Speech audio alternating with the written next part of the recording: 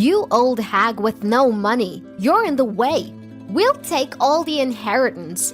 Get out now." Right after Dad's funeral, my brother's wife kicked Mom out. I couldn't believe what my sister-in-law had said. This was just too cruel. I was furious and about to lash out at my brother and his wife. But Mom stopped me and whispered in my ear, "That girl, she's done for." I looked at Mom, confused, not understanding what she meant. My name is Bonnie. I'm just an ordinary office worker at a small to medium-sized company.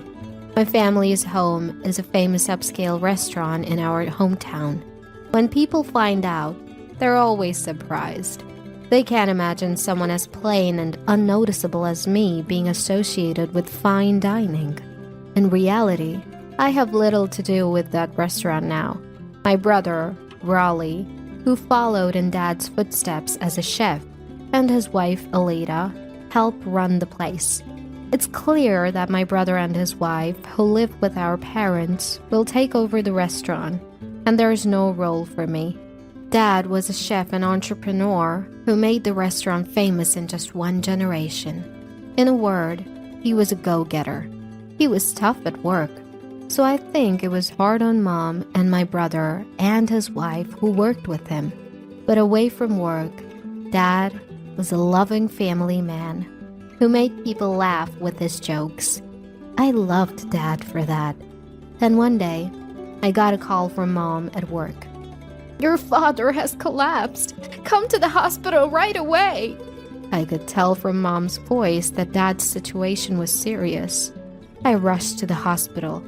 When I arrived, Mom and the doctor were talking, looking very serious. "Mom, is Dad okay?"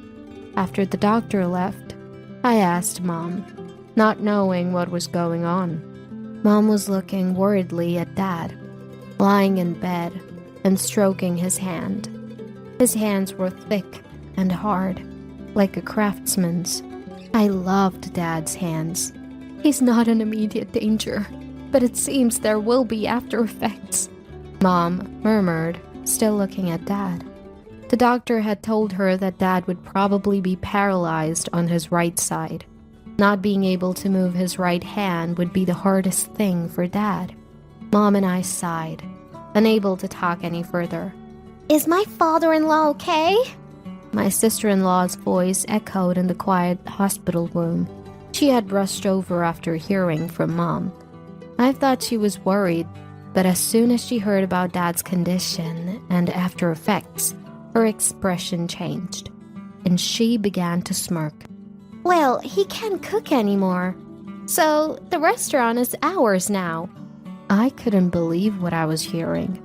The sister-in-law I knew was quiet, never going against Mom, Dad, or my brother, always smiling, always considerate.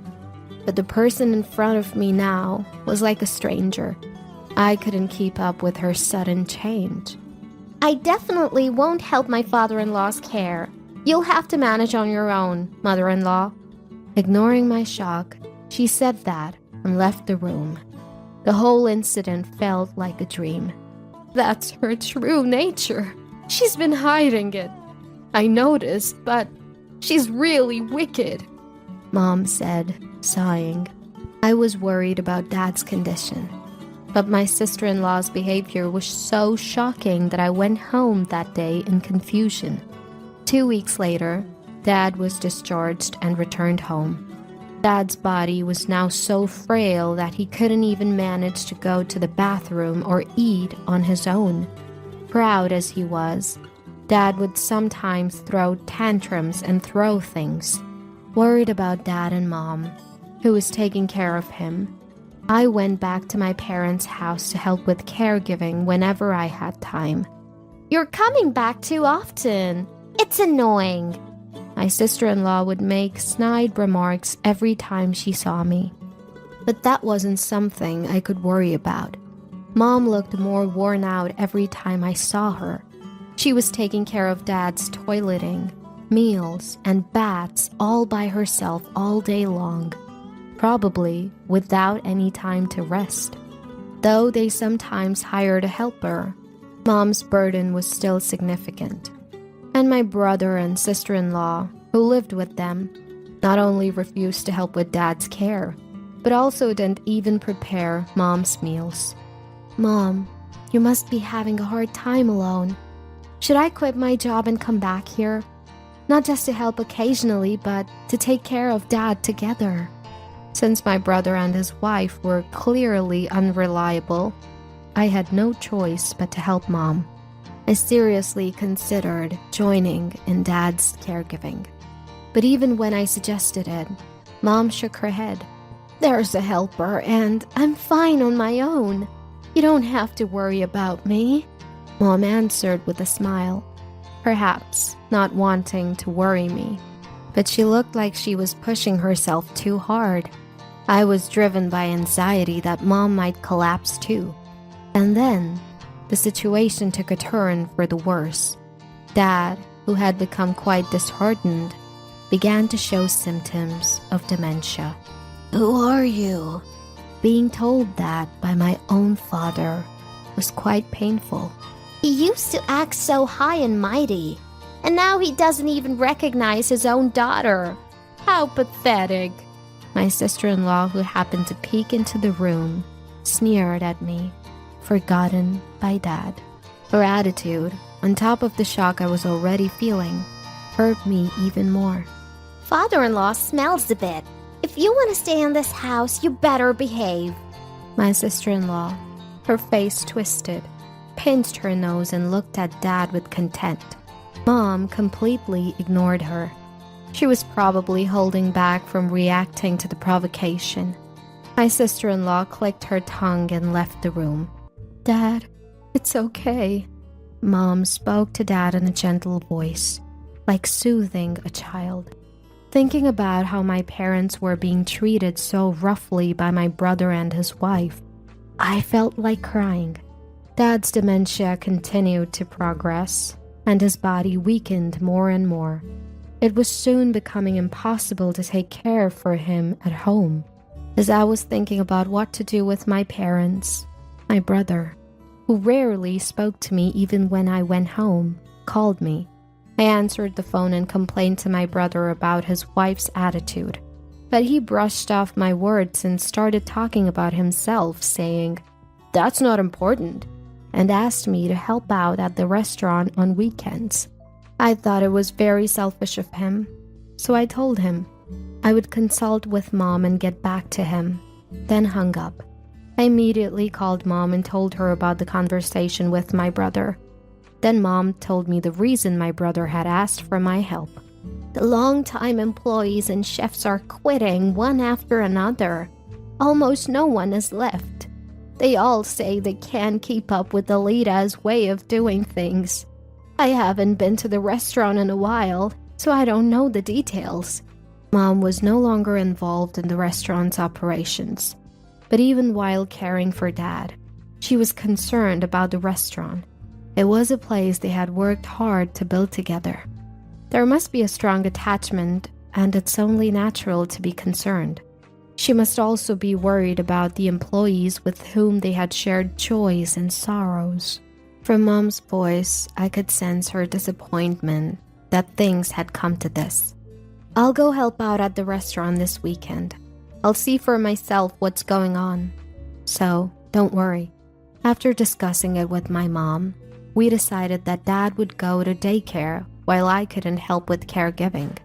That weekend, I changed into an employee uniform in the locker room of my family's restaurant. How many years had it been since I last wore this uniform? It felt nostalgic. But looking around, I didn't recognize any faces. Young people who Dad would never have hired if he were still active, like those with piercings and conspicuous tattoos, were struggling in their unfamiliar uniforms as they carried food. The interior of the restaurant, which I hadn't visited in a long time, had changed significantly from my memory. I walked around the restaurant to regain my senses. Then, from a large space created by connecting several tables, I heard lively voices. Looking over, I saw my sister-in-law. She wasn't working, but was having a banquet with about 30 women of her age. My sister-in-law was sitting in the center of the table, happily guzzling wine. Ladies of my class, all our dishes are high-end and delicious. Today's my treat, so enjoy yourselves to the fullest. Truffles, foie gras, eat as much as you want. My sister-in-law, who seemed quite drunk, used an empty wine bottle as a microphone and said something outrageous. Cheers erupted from those present. Aleda, are you serious? Doing that will cause a huge deficit for the restaurant. I hurried over to my sister-in-law to stop her. She suddenly changed her cheerful face and glared at me. Shut up! A sister-in-law who can't even get married should keep quiet. This is my restaurant, so I can do whatever I want. With that, she made a gesture to shoo me away. This is my parents' restaurant. I swallowed those words and left the table. The situation in the restaurant was dire. The kitchen was overwhelmed by the unreserved all-you-can-eat orders from the group led by my sister-in-law, and they couldn't handle the other customers' orders. Regular customers from Dad's time were so angry that they left, saying, "How long are you going to make us wait?" I had never seen these customers angry before. Thinking this was bad, I asked the chefs to put my sister-in-law's table on hold and suggested prioritizing the other customers, but they said they couldn't. My sister-in-law had told them to prioritize her table. If they didn't listen, they would be scolded later, the chef said, looking down. Leaving the restaurant to such chefs, my brother was engrossed in a horse racing broadcast. He probably became a chef just by going along with the atmosphere around him. As soon as Dad, who was intimidating, was gone from the kitchen, this happened. Since childhood, he had always watched Dad's face, and now that Dad was gone, he was watching Aleda's face. This was not good. I approached the table again to warn my sister-in-law about the orders. Just then, a long-serving employee, whom I knew, was telling my sister-in-law, "We can't serve that dish anymore. We've run out of the main ingredient, truffles." The moment the employee bowed his head, my sister-in-law raised her voice in anger. "Then go buy some! You should know that much, you useless person!" And she even threw an empty plate at the employee. She was acting more like a rowdy, drunken customer than an owner. I understood why the long-serving employees had been quitting one after another. "I'm thinking of changing the name of this restaurant. The current name is old-fashioned and cliché. I want something more stylish and cool." My sister-in-law turned to her friends, laughing and saying such things. The restaurant was finished. Dad's once renowned establishment was nowhere to be seen. After finishing my help, I headed to the locker room, wondering how to tell Mom about this situation. She would surely be saddened to know about this. Thinking so, my steps felt heavy as I headed home. The next day when I visited my parents' house, I honestly told Mom about the situation at the restaurant. Mom sighed sadly. "I thought it might be like that. My son has been under Aleda's thumb since Dad fell ill. And the restaurant can't survive without your father." Tears welled in Mom's eyes, and her lips trembled. Seeing Mom like that, I couldn't hold back my tears either. "I'm sorry.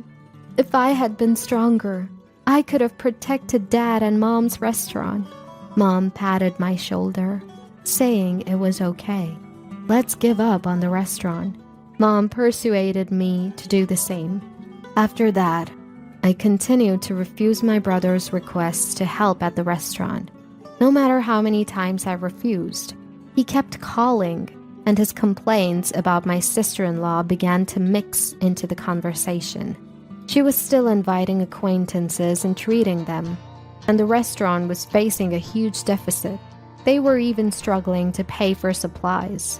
Furthermore, despite having no money, My sister-in-law was insisting on renovating the restaurant into a stylish cafe bar. That has nothing to do with me. I would hang up the phone in the middle of the conversation every time. They could do whatever they wanted with the restaurant. I only wished for Dad and Mom to live a peaceful life. A few months later, Dad suddenly passed away from pneumonia. Many people came to the funeral of Dad, who was known for his kindness and inability to refuse requests. Mom greeted the condolence visitors with composure. "You must be tired, mother-in-law. Please rest in the bag. I'll take care of the guests." My sister-in-law only tried to assert herself at times like this. She probably didn't like Mom taking charge of the funeral. She seemed to want to show that she was the face of the family. "No, I'm in charge of the funeral, so I will properly greet everyone." But Mom didn't allow such behavior from my sister-in-law and sternly rebuked her. Whether overwhelmed by Mom's forcefulness or not, my sister-in-law left the scene with a bitter face. After that, under Mom's direction, Dad's funeral proceeded smoothly. Chefs who had trained under Dad, familiar regular customers, and many people I knew came and encouraged Mom and me. They didn't even make eye contact with my brother and his wife. They all knew what my brother and his wife had been doing since Dad fell ill.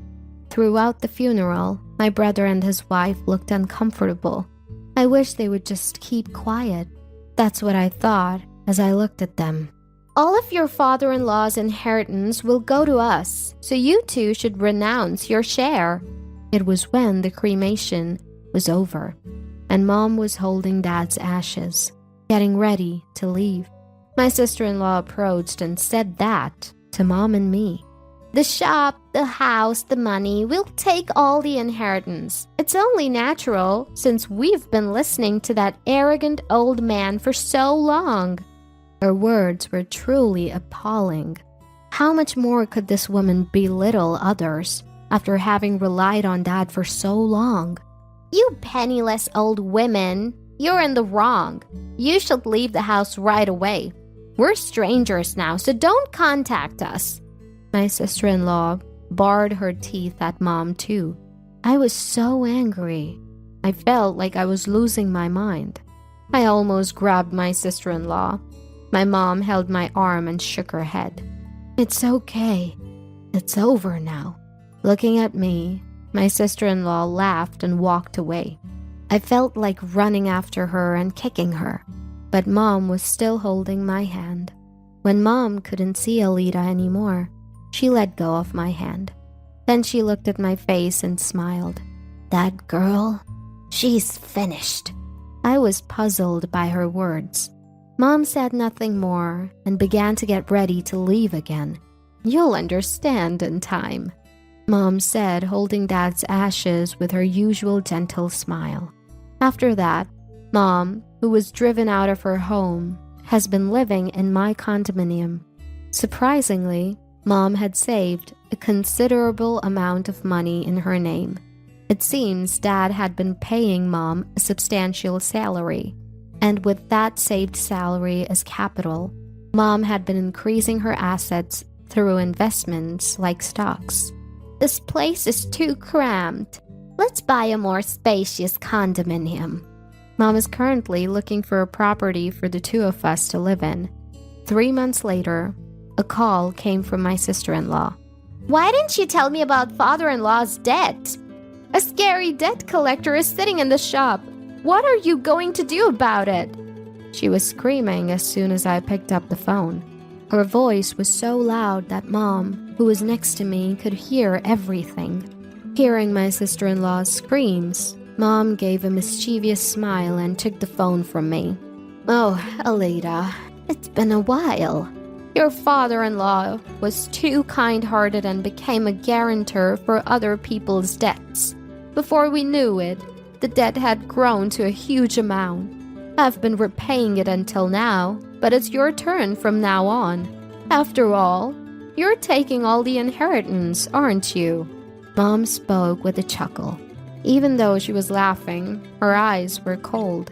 Mom must have been harboring quite a bit of anger herself.